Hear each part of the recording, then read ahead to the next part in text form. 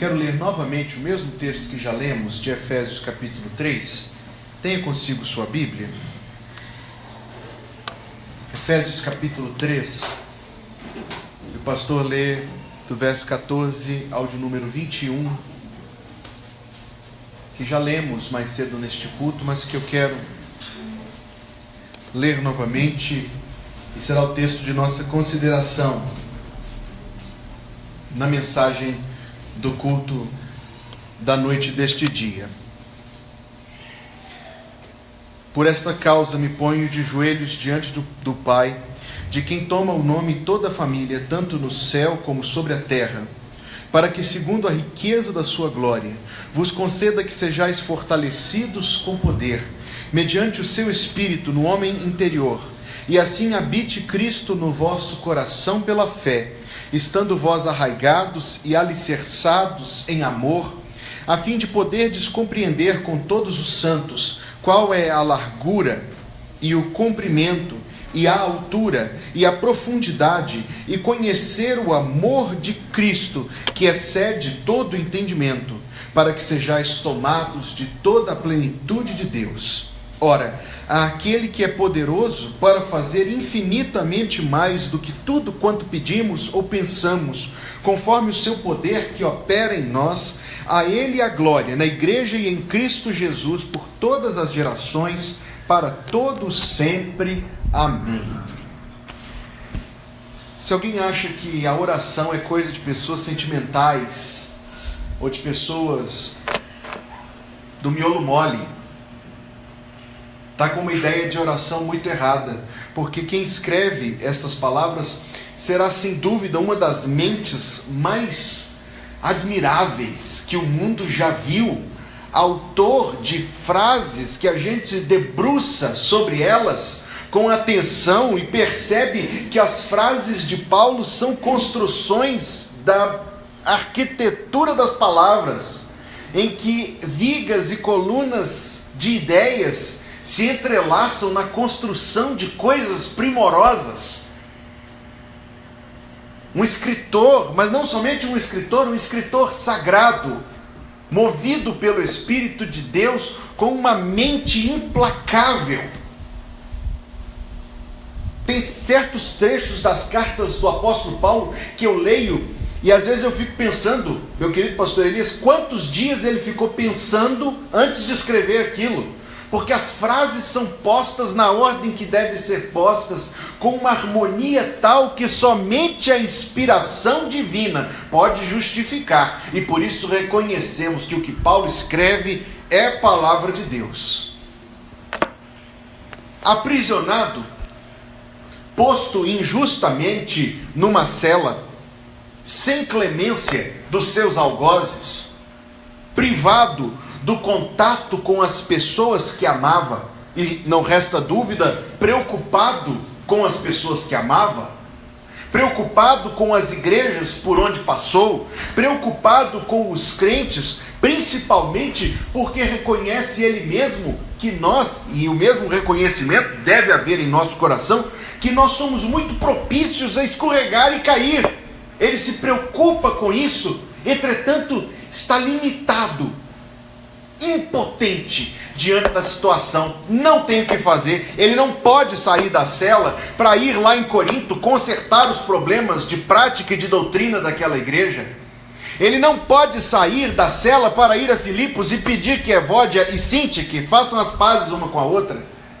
Ele não pode sair da cela e abraçar cada crente, como sem dúvida era o seu desejo, e estimular pessoalmente a cada um, dizendo: permaneça firme na fé no Senhor. Ele está impedido. E no seu impedimento, ele diz: por esta causa me ponho de joelhos diante do Pai. E temos que extrair daqui algo, irmãos, de muitíssimo precioso.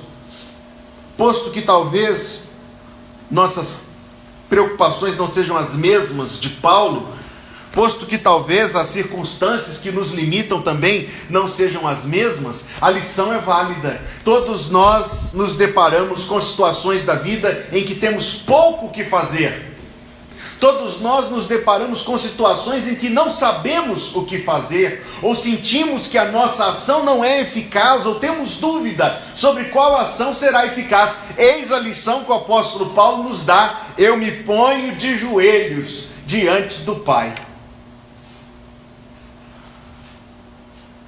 Quem pensa que a oração é coisa de gente miolo mole, não conhece verdadeiramente, não conhece o Deus a quem fazemos orações. Posto que estamos, irmãos, cercados de impedimentos e de limitações e de dificuldades, nós nos colocamos humilde e esperançosamente de joelhos diante do Pai que tudo pode, que tudo sabe, que tudo faz. E não há recompensa maior para o coração cristão, e não há prêmio maior para a nossa fé, do que a comunhão com Deus que nós encontramos quando, como o apóstolo Paulo, nos colocamos de joelhos diante do Pai. Se a posição em si não é muito importante, e há quem realmente ressalte que tem orações na Bíblia que foram feitas por pessoas deitadas, foram feitas por pessoas em pé, foram feitas por pessoas presas na barriga de por uma pessoa presa na barriga de um grande peixe. Se a posição não importa, a oração, essa sim, importa bastante. Quando Paulo se converteu e Jesus Cristo deu uma mensagem a um homem chamado Ananias, e disse a Ananias: vá ao encontro de Paulo, de Saulo, porque ele se converteu. E Ananias respondeu ao Senhor: Senhor, esse homem não se converteu, esse homem é inimigo do Evangelho, ele é perseguidor da igreja, ele é assassino dos convertidos. E então Jesus deu uma palavra a Ananias e disse: vai, Ananias, entra na rua tal, na casa tal, porque ele está orando. E tal palavra de Cristo estimulou e encorajou Ananias, e ele pensou: olha, se ele está orando, ele se converteu de verdade. É notável no Evangelho de Mateus que Cristo use assim: tu, porém, se orares, entra no teu quarto, fecha a porta. E os irmãos sabem que o pastor citou o texto errado. O texto diz: tu, porém, quando orares, não se orares. Cristo supõe, e eu espero que suponha verdadeiramente a nosso respeito, que nós vamos orar a Deus. Entretanto, no texto que nós estamos considerando, e eu não quero e nem posso falar de todos os detalhes hoje, pretendo voltar a esse texto no domingo que vem à noite, se Deus permitir, se eu estiver vivo, se Cristo não tiver voltado. Pretendo voltar nesse texto. Paulo faz um pedido sobre o qual eu quero falar essa noite. Ele pede a Deus, de joelhos, que o nosso coração, pela graça de Deus, seja levado a uma compreensão mais elevada, que o nosso coração seja atraído e movido por Deus a uma experiência mais verdadeira, o nosso coração seja posto pela graça de Deus numa posição de segurança, cujo fundamento e firmeza é, no verso 19, o amor de Cristo, que excede todo entendimento. E ao fazer esta oração de joelhos, ele ora a Deus que o amor de Cristo, que excede todo entendimento, faça de nós, verso 16, pessoas fortalecidas com poder, mediante o Espírito Santo, no homem interior. O que nós sabemos, irmãos e irmãs, o que nós sabemos a respeito do amor de Cristo? Se eu posso fazer aqui alguns pontos bíblicos, primeiro de todos, a Bíblia nos dizendo que o amor de Deus é um amor primeiro, no sentido de um amor que nos ama antes de sermos amáveis. Nós o amamos a Ele, escreveu o apóstolo João, porque Ele nos amou primeiro. O texto que nós lemos primeiro no culto dessa noite, no começo do culto, diz assim: tu és povo santo ao Senhor teu Deus.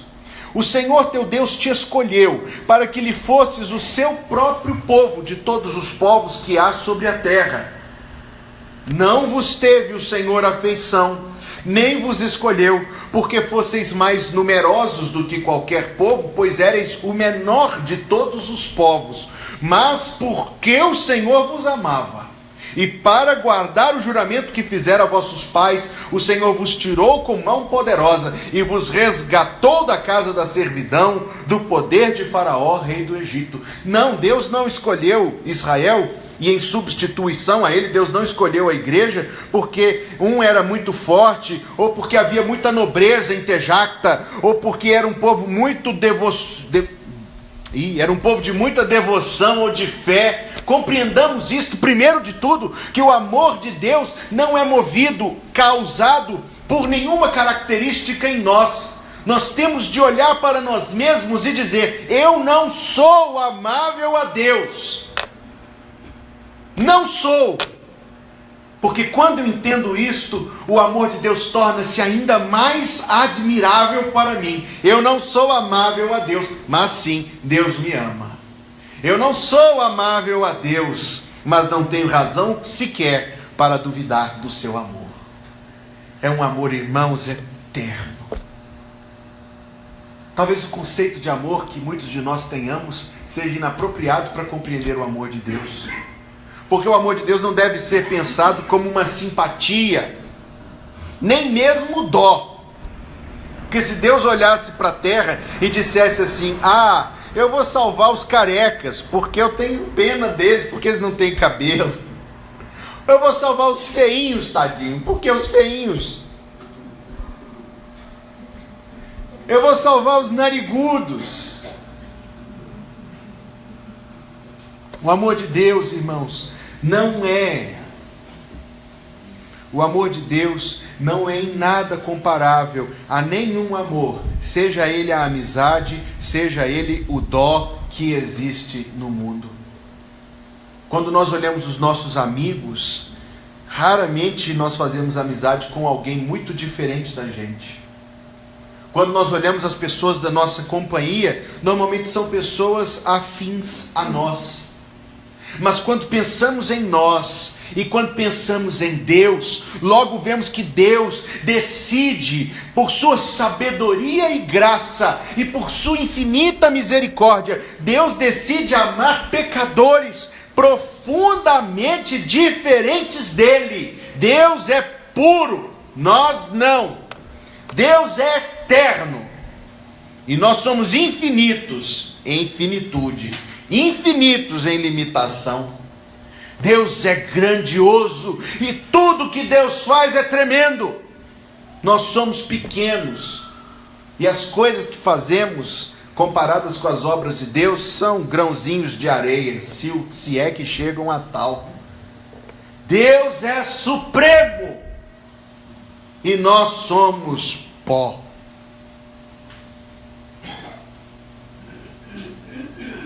Se compreendemos em primeiro que não somos amáveis, mas Deus quis nos amar, devemos compreender em segundo lugar que o amor de Deus não é uma camaradagem de chapas, de compadres, mas um resgate do maior e excelso e altíssimo aos menores e pequenos e passageiros.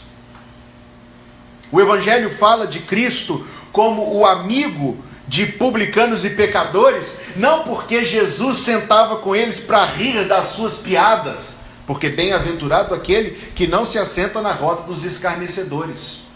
O Evangelho chama Jesus de amigo dos pecadores, não porque Jesus lhes desse tapinhas nos ombros e dizendo: é isso mesmo, vai lá ser feliz e busque a sua egoísta e falsa felicidade. O Evangelho não chama Cristo de amigo dos pecadores como aquele que senta junto para pecar, mas como João Marcos falou ontem no culto dos jovens, o Evangelho chama Cristo de amigo dos pecadores, porque é amigo verdadeiro, porque é amigo conselheiro, porque amigo que verdadeiramente nos resgata. Na palavra de Cristo, ninguém tem maior amor do que este, de dar alguém a sua vida pelos seus amigos. E ele diz: não vos tenho chamado de servos, mas de amigos. se posso ainda mais um pouco considerar sobre o amor de Cristo, nós devemos pensar que esse amor custou a Cristo não um pouquinho do seu tempo, ou um pouquinho da sua paciência, ou um pouquinho da sua disposição. A supremacia do amor de Cristo se revela quando Ele dá por nós a sua vida. Ele não deu algumas horas da sua semana, mas toda a sua vida, abriu mão da sua glória, da sua majestade. Eu estava lendo esta semana um hinário antigo, e encontrei num dos hinos antigos uma expressão que me fascinou, porque diz que Deus se humilhou ao se encarnar. A gente não pensa, a gente não usa essa palavra, a gente usa a palavra se esvaziou, se fez nada, mas a expressão era Deus se humilhou ao se encarnar. Não acredito que é errada. Pensamos em tudo o que Ele estava disposto a fazer, a suportar a traição, o desprezo, a humilhação, a exercer infinita e inesgotável paciência com os discípulos de então, com os discípulos de hoje. E não somente dizemos que Cristo suportou, irmãos, mas Ele ia até as pessoas, Ele as ouvia. Cristo foi por toda parte, Atos 10:38, fazendo o bem e curando os opressos do diabo. O amor de Cristo Jesus é um amor eterno, resgatador, e que cumpre o extremo preço, o extremo limite para efetuar a nossa salvação.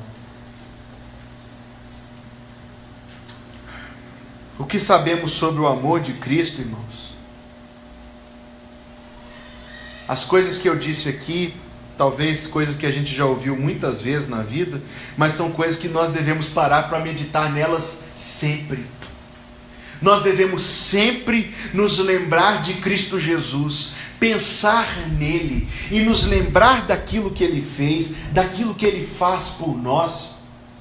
E quanto mais nós pensamos nele, em como Ele é, tão perfeito, tão santo, tão bom, tão puro, tão justo, tão fiel, e pensamos em nós como objetos do seu amor, mais nos faz admirar, mais nos faz, irmãos, engrandecer a Deus, que Cristo tenha desejado nos amar. E hoje quero falar de apenas um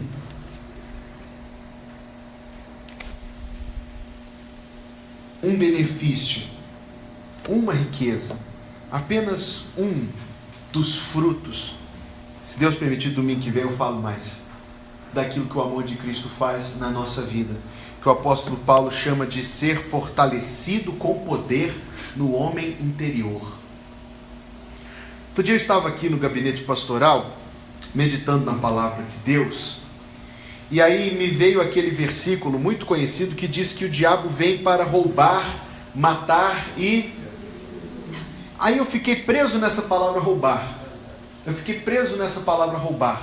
Porque se Satanás, invisivelmente, astutamente, for lá no gabinete pastoral, onde está agora, e abrir a minha carteira, primeiro ele vai ficar um pouco constrangido. Mas suponhando que tivesse alguma coisa lá, e ele tira R$10 lá da minha carteira, o que Satanás vai fazer com R$10? Ou 50, ou 100?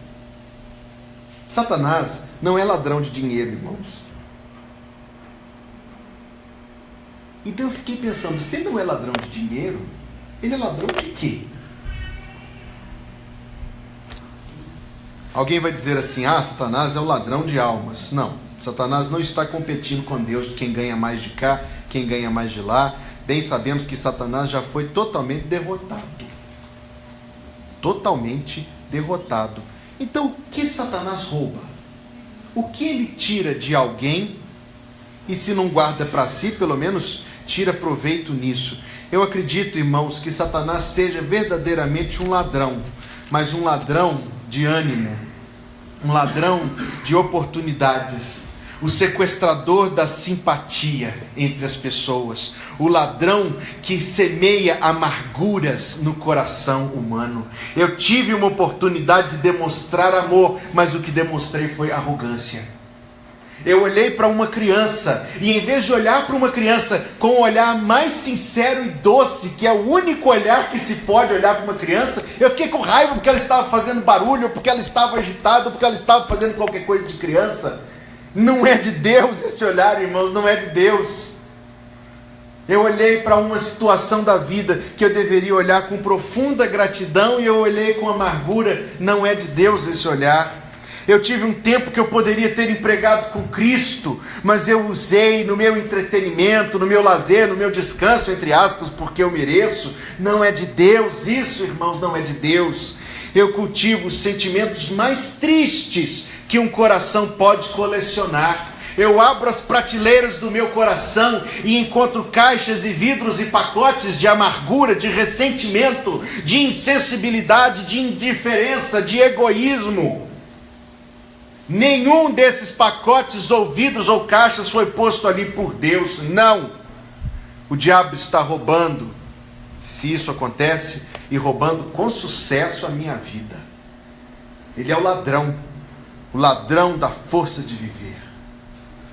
Ele é o ladrão de decisões que fazem bem à nossa vida. A gente começa o ano decidido a ler a palavra de Deus, e em junho, cadê a decisão? Ele é o ladrão da gentileza entre as pessoas. Sobretudo, ele é o ladrão, como o passarinho que come a semente superficial, ele é o ladrão da palavra que cai no nosso coração. Satanás é aquele que procura nos ver não fortalecidos, mas abalados. Satanás é aquele que procura nos ver não regozijantes de esperança, mas pesarosos de dúvida, de vergonha, de qualquer coisa que nos afaste de Deus. Eu quero dizer, irmãos, que se há uma característica do amor de Cristo que produz firmeza em nosso coração, é quando nós pensamos em quão voluntária e quão pacientemente Cristo suportou sofrimentos por amor de nós. Quanto mais eu medito nesse amor, mais firme está o meu coração e guardado por Deus do ladrão que vem para tirar coisas boas e colocar coisas ruins. O apóstolo Pedro, na sua primeira carta, capítulo 2, verso 21, escreve assim: porquanto para isto mesmo fostes chamados, pois que Cristo sofreu em vosso lugar, deixando-vos exemplo para seguirdes os seus passos. Cristo sofreu em vosso lugar, deixando-vos exemplo para seguirdes os seus passos. Paulo falando sobre como enfrentamos a injustiça. Cristo Jesus, escute isso, meus irmãos, escutem isso, minhas irmãs. Cristo Jesus nos deixou exemplo de como sofrer nesta vida. Se havia alguém que poderia fazer reclamações, se havia um coração que poderia se amargurar, se havia alguém com justas queixas contra tudo e contra todos, era Jesus. Ele sim poderia ter reclamado que a vida lhe foi injusta, porque foi. E ele poderia ter reclamado das pessoas porque elas erraram com ele e esqueceram e abandonaram e negaram e traíram. Se havia um coração nesse mundo que com justiça seria o mais amargo de todos, seria o coração de Jesus, mas não. Jesus é amoroso, gentil, cordato, bom, ora pelos seus torturadores, ora pelos pecadores culpados, resgata aqueles por cuja culpa ele morreu, ensina com paciência os corações mais duros de todos, ora na glória sem cessar por gente que insiste em fazer as mesmas coisas. Se alguém tinha razão para ser amargo, não sou eu, era Jesus, mas ele me deixa um exemplo tremendo, irmãos, de enfrentar o sofrimento. de sofrer as injustiças, muitas delas, as que Cristo sofreu, maiores do que qualquer pessoa poderia suportar, mas sem se amargurar. Quando exibe as suas cicatrizes, ele não faz para lavar a cara de ninguém. Ele não diz assim: olha isso aqui, veja. Ele mostra as cicatrizes não para causar vergonha, mas para causar fé. Ele se levanta da sua morte cruel, não para entristecer a ninguém. Eu não o vejo no domingo de manhã falando assim: chama Herodes, chama Caifás, chama Pilatos, que está na hora deles. Eu não o vejo fazer isto. Eu o vejo abraçando os seus discípulos com muito amor e dizendo assim: não temas. Os discípulos, sim, os discípulos que o deixaram sozinho na hora final, ele se aproxima deles e diz: minha gente, paz seja convosco. Cristo Jesus, que bebeu o mais amargo de todos os cálices,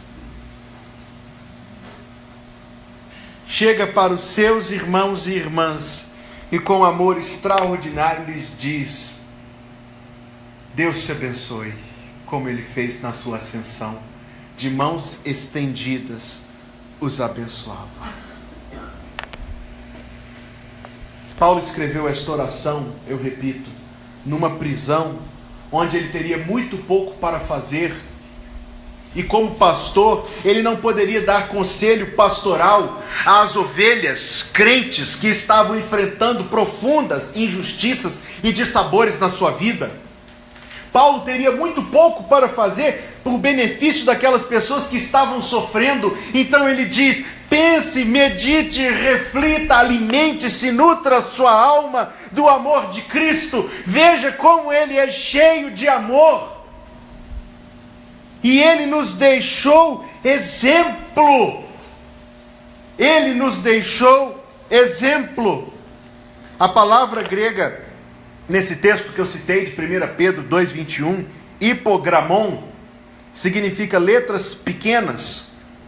Nos tempos antigos, para se alfabetizar uma criança, eles criaram uma placa de madeira em que as letras eram cortadas como frisos naquela madeira e colocava-se aquela madeira sobre o papel.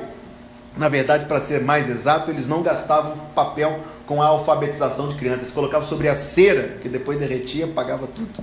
Colocavam sobre a cera e a criança ia correndo a pena sobre aqueles frisos. Muitos de nós aqui nos lembramos, eu cheguei a viver isso, de fazer trabalho de escola com uma régua grande que tinha as letras recortadas assim, e a gente passava canetinha naquilo, não é verdade? Só que em miniatura, hipogramon, letras pequenas. E as crianças aprendiam a escrever seguindo aqueles pequenos exemplos. Essa palavra só aparece uma vez na Bíblia, mas traz para nós hoje a ideia sublime, a ideia forte de que o amor de Cristo alfabetiza o nosso caráter, de que o amor de Cristo educa o nosso coração. Assim como a minha professora do 3º período pegou a minha mão e fez um A e disse: Hugo, é assim. E com muito carinho ela me alfabetizou. Cristo, nosso mestre bendito, por meio, irmãos, do seu amor e também das durezas e tristezas da vida, está nos alfabetizando no caráter e na espiritualidade. Você não se tornará semelhante a Cristo na aparência, até porque não sabemos como Ele era. Mas você se tornará semelhante a Cristo no caráter, se a graça de Deus agir de tal maneira sobre a sua vida, a você ser alfabetizado por Ele, que sofreu tudo que alguém poderia sofrer, mas sem se amargurar. Eu me lembro das letras penduradas em cima dos quadros da escola, A, B, C, D, E, F, G, e que eu penei para ser alfabetizado, foi muito difícil, e que eu olhava assim, de soslaio, com o cantinho do olho, para aquele negócio, para ver se eu conseguia copiar, e a gente acaba fazendo umas letras ao contrário, de cabeça para baixo, e as coisas mais malucas. Você se lembra como foi ser alfabetizado? Quando a gente está aprendendo a escrever, a ler, é tão difícil, não é, gente? E a gente pega umas palavras assim, difíceis, e pausa e gagueja para lê-las. O amor de Cristo, irmãos, o amor de Cristo, irmãs, nos educa